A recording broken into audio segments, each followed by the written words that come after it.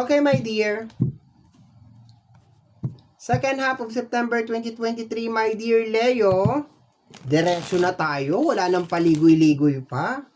Banat na kaagad-agad. Umpisa natin sa Oracle card. General reading, so hindi magre-resonate for everybody. Collect what resonate and leave the rest para sa iba. Okay? So, Oracle card muna tayo, my dear Leo. Tingnan natin. Dire-diretso na tayo. Wala nang intro. My dear Leo.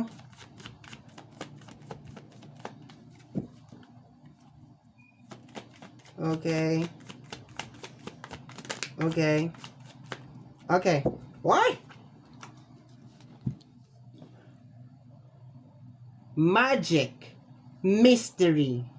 Ceremony. Ano to? Okay. Dalawa lang to. It's either involved ka sa mga ganito. Okay? Involved ka. To the point na nandito ka sa tarot card reading, there's a tendency na naniniwala ka sa mga ganito. Okay? Yung mga magic, yung mga mystery, ganyan. Okay? Pwede tong maging medium, pwede tong maging bad. Pwede itong maging good, pwede itong maging bad. Depende kasi yan eh. Meron tayong good and bad magic. Depende. Okay? Nandun yung energy. Tingnan natin. Okay? Additional message niyan. Usog-usog muna doon.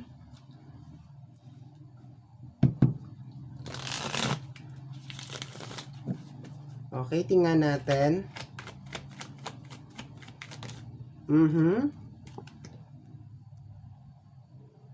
Do you think about me too?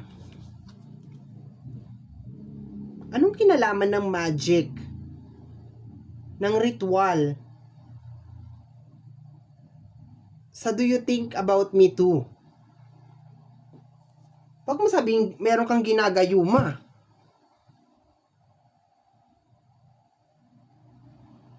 Okay? Do you think about me too?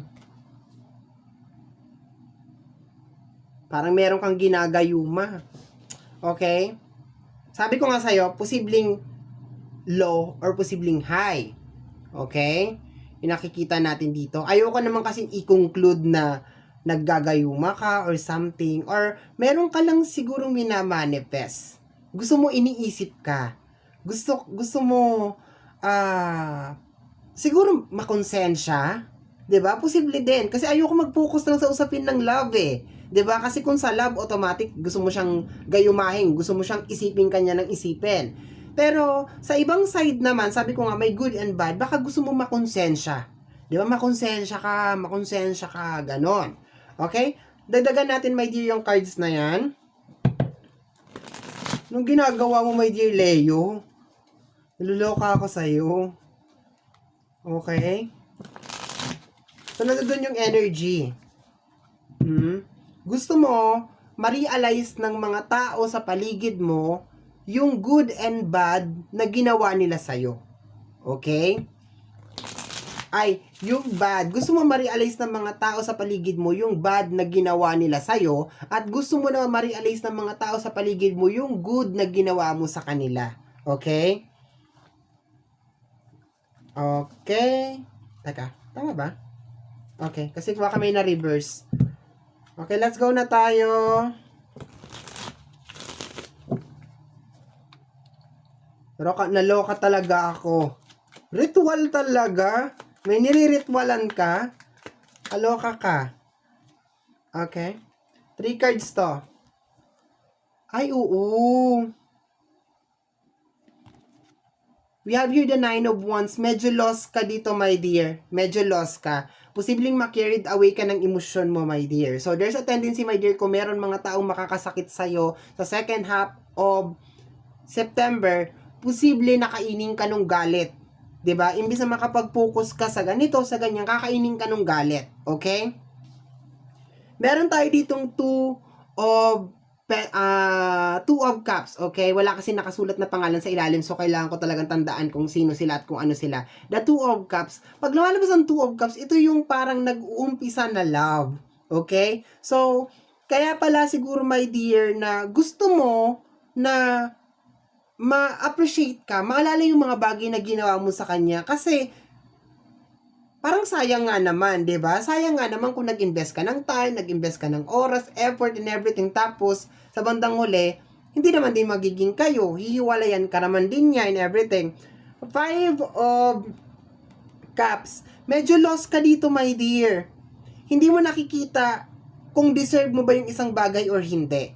Basta, yung bugso ng emotion mo, my dear, nandoon ka lang. Okay? Dahil sa bugso ng emotion mo, makakagawa ka ng mga bagay na posibleng hindi mo pinag-iisipan ng mabuti. Okay? Maski siguro sabihin mo yung tao na yan, hindi mo na talaga siya deserve, wala na talaga siya magandang naidudulot sa'yo, toxic energy na talaga siya, ang gusto mo pa rin talaga, isipin ka niya.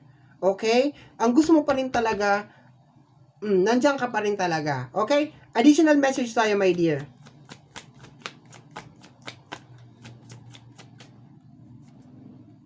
Ay, the devil card. Devil card to, my dear. Kita mo? Yan, oh. Parang ang pangit mong pakinggan, pero parang sinasabi mo dito, kung hindi ka mapapa sa akin, hindi ka rin mapupunta sa iba. Parang ganon, 'di ba? So, nagkakaroon ka, my dear, yung emotion mo sobra. Sobra. Kung pagdating sa relationship, kung hindi ka mapapa sa akin, hindi ka mapupunta sa iba. Kasi there's a tendency, my dear, na marami ka na talagang effort na ibinigay. Marami ka na talagang sinakripisyo, lalo na sa usapin ng relationship. Kung hindi naman to may kinalaman, my dear, sa relationship, posible, my dear, yung mga effort na ginagawa mo sa mga tao. 'Di ba? Parang, hindi nasusuklian. So, therefore, parang nagkakaroon ng something inside you. Okay, may devil card ka, my dear, eh. So, sabi ko nga sa'yo kanina, posibleng worst, posibleng hindi naman to ganon. Kasi may kinalaman sa magic, eh. Posibleng good and bad magic to. Kaso may devil, eh. Si devil to, my dear, oh. Oh, be careful, ha. Be careful. Huwag magpadala sa bugso ng damdamin, my dear. If just in case may mga tao na nanakit sa'yo, hayaan mo yung karma. 'Di ba? Sabi pa nga nila, huwag mong gawin sa iba ang ayaw mong gawin sa'yo. 'Di ba? So, ganun yon. Pero kung ikaw mismo ilalagay mo yung justice sa kamay mo, ikaw mismo yung gagawa. 'Di ba? The Nine of Pentacles. The Nine of Wands and the Nine of Pentacles. Medyo naguguluhan ka nga dito, my dear. No? Normally, itong dalawang 9 na to, okay? Pag ito dumarating, parang medyo magulo to. 'Di ba? Kasi, hindi mo alam kung pagpapatuloy mo ba or hindi. Basta kasi, naniniwala ka lang na mag-work sa'yo tong bagay na to. Kung may kinalaman man to, my dear, sa usapin ng career, usapin ng pinansyal, medyo magulo yung isipan mo, my dear. Very distracted ka talaga, my dear. So, there's a tendency, my dear, that very distracted ka, madali kang mainis, madali kang mairita. Okay? Yun ang nakukuha ko dito. And posibleng magkaroon ng mga tensyon between sa ibang mga tao. Kasi nga, iritado ka nga eh. No? So, yun ang nakukuha ko dito. And minamanifest mo talaga, mas ma-appreciate mo siguro, my dear, kung matututo magpasalamat yung mga tao, kung maaalala nila yung mga magagandang ginagawa mo para sa kanila. Yun ang nakukuha ko dito. Kasi medyo lost yung energy mo. Talagang kinakain ka ng iyong emosyon. Okay? The World card. Kung sa relationship to, gusto mo talaga maging kayong dalawa. Hanggang sa dulo ng walang hanggan. Okay, blinded yung energy, my dear. Kung nag-uumpisang relationship to, gusto mo talaga maging kayo talaga. Okay? Kung puppy love to, or crush to, or something, di ba, nag-uumpisa lang, gusto mo talaga na maging kayo. Okay? So, there's a tendency, my dear, na gusto mo isipin kanya araw-araw, gusto mo ma-appreciate kanya. There's a tendency, my dear, that you will try to impress yung person na yon, di ba? You will try to impress yung person na yon. And therefore, parang, you will dress well, 'di ba? Ganun ang gagawin mo, o kaya magpapasiklab ka or something ganyan, pero wag masyado, 'di ba? Wag masyado, 'yun ang nakukuha ko dito. Okay?